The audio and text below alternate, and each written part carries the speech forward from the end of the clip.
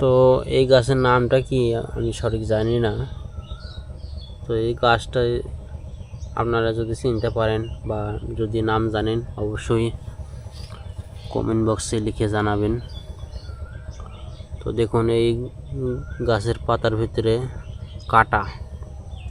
কাঁটাযুক্ত পাতা।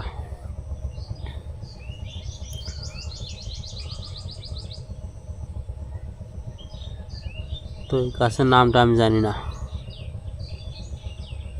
কত সুন্দর সাদা ফুল, সত্যি এক অসাধারণ একটি গাছ।